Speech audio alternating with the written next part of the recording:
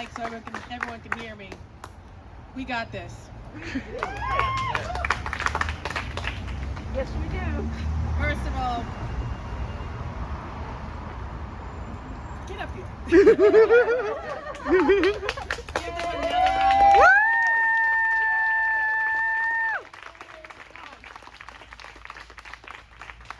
And I also want to give a shout out to this beautiful, young, fabulous Miss Lily O'Neill, who is turning 83 years old today.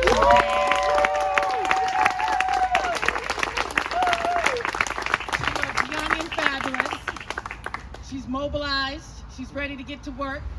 And she's been out there spreading the word. So happy birthday to you. Give her another round of applause.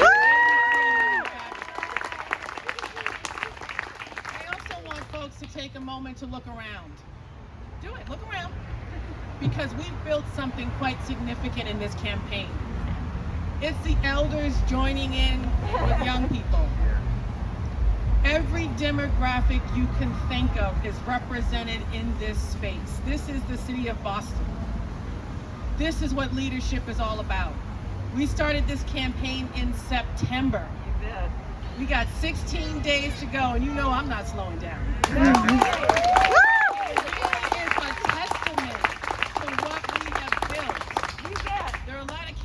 That don't look like this. You bet. A lot of campaigns that don't represent the values that we represent, don't represent the leadership we represent, and don't represent the connection and connectivity that we are striving to push in the city of Boston. We're doing that. So we should all be proud. Give yourselves another round of applause, please.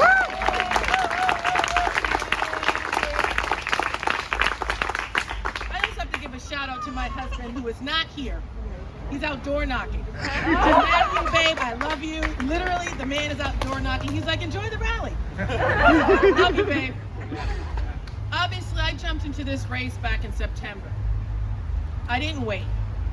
I didn't wait for it to be convenient. I didn't wait for it to be comfortable. I was looking at the moment in time we were in. And not just in this city, in this country. We were reflecting on the pain that COVID-19 is causing us and still causing many of our families. That's right. Who are facing eviction, Right. significant food insecurity, who are losing their jobs. Of course, right here also in the city of Boston. I was reflecting on the painful murder of George Floyd that I have been stressing did not just affect Black people. That's right. Or brown people. That's right. That public murder affected all of us. Yes. We all felt some visceral reaction to that. And I said I was done waiting on the sidelines for someone else to do what was necessary in the city of Boston. And what is that? Not to just recognize that we are a world-class, international, incredible city. And I deeply love the city of Boston. But to have the tougher and harder conversations. To talk about the significant inequities that have been exposed and exacerbated by COVID-19. And to say, no more in the city of Boston. We have everything it would take That's right. to ensure that this international, beautiful, world-class city is indeed world-class for every resident in the city of Boston. And that's what keeps me hopeful and optimistic. And how do I know this? Because the city of Boston and my story align. A recent supporter said, Andrea, your story is reflective of the city of Boston itself. I said, oh, you're right. You're exactly right about that. A poor girl growing up in Roxbury in the South End with a life torn apart by incarceration, incredible instability, could leave the city of Boston and go off to a Princeton University, graduate from an incredible law school, come back to serve her community, and by every single metric be successful. That's because the city of Boston gave me every opportunity. I had good housing, public housing, affordable housing. Now I'm a first-time homeowner in Mattapan with my beautiful husband and my two beautiful kids. I had access to excellent schools. I went to 5 excellent Boston public schools. I had youth jobs. I had mentors. I I had a community of elders that surrounded themselves around me. I had a church community. I had everything a young person would need to be successful. That's right. But on the other hand, I also suffered significant trauma and pain. And the person that represents that trauma and pain is my twin brother, Andrea. I talk about him all the time. He's not just a story. He was my best friend. He was special. He was smarter than I was. And sadly would pass away while in the custody of a prison when he was only 29 years old. And I didn't say in a place of anger or turn that anger into resentment. I turned it into purpose, asking one question that is still informing my run in this work today, which is how do two twins born and raised in the city of Boston have such different life outcomes? That's right. So on the one hand, this city is world class. On the other hand, there are persistent inequities that exist. And I say, I refuse to accept in our great city that there are neighborhoods that don't have robust economic business districts. That's right. I refuse to accept that there are neighborhoods not prepared for the next climate event or the next pandemic. Go. I refuse to accept that there are neighborhoods with transit deserts, food deserts, not in the city of Boston, not under my leadership. Absolutely not. And the thing that I stress to people is, I'm more than a story. That's right. I do the work. And I've done the work in partnership with my D4 residents for the last 6 years, and shout out to D4. We've done the work. And now we're looking to bring that work and that leadership across the entire city of Boston to demonstrate what is possible. And what is possible? We can address the housing crisis we see in the city of Boston. Yes. I tell folks I'm the only candidate with a substantial record of getting things done on this issue that is still pressing in this city. That's right. We're activating 30 city-owned vacant lots on Blue Hill Ave right now.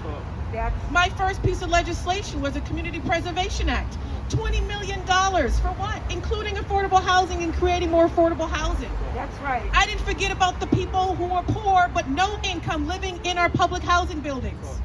Brought a program into public housing that, as we stand here, is moving people out of poverty and into homeownership. Got to take it a step further. I didn't forget about our education system and all the beautiful kids. That's These right. kids I see as my own. And saying that I had an excellent experience in Boston Public Schools, every other family in the city of Boston can have the same. Put out a report 3 years ago on how to close those gaps. I didn't wait to become a candidate for mayor in the city of Boston. And what else did I not forget? The hundreds of thousands of people that took to the streets That's right. and said, we want reform in our police department. We want transparency. We want accountability.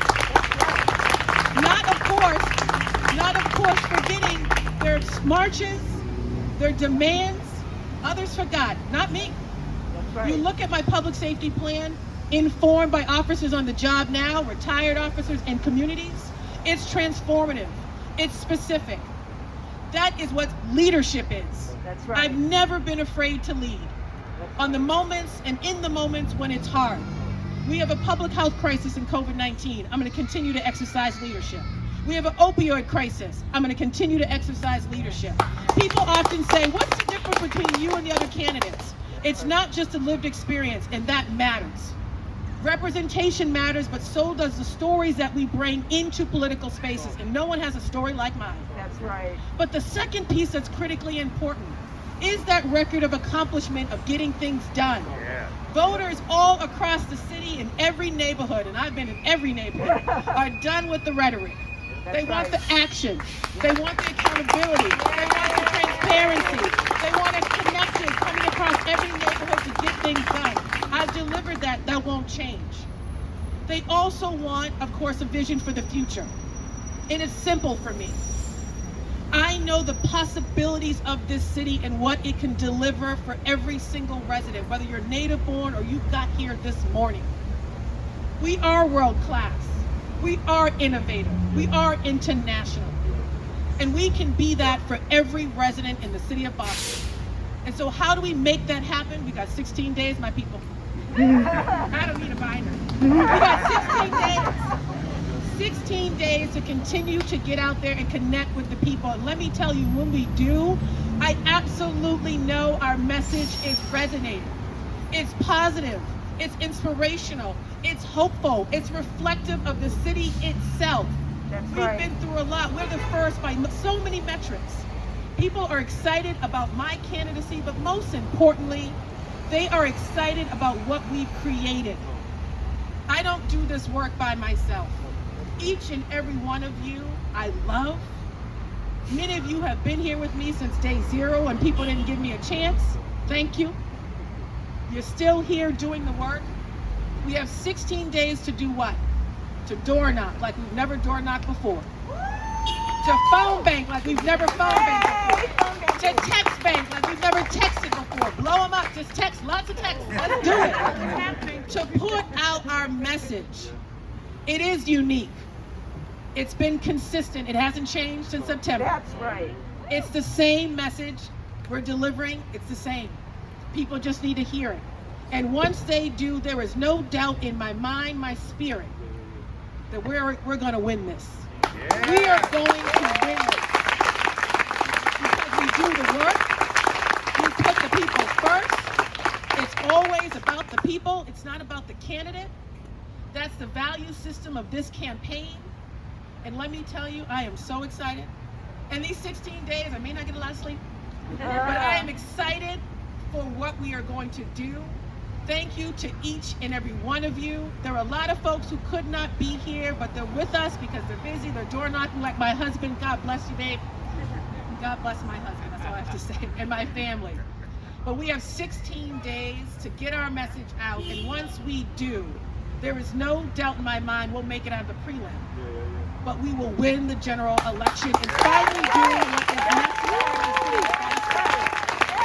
And I talk too much, but I'll say one more thing.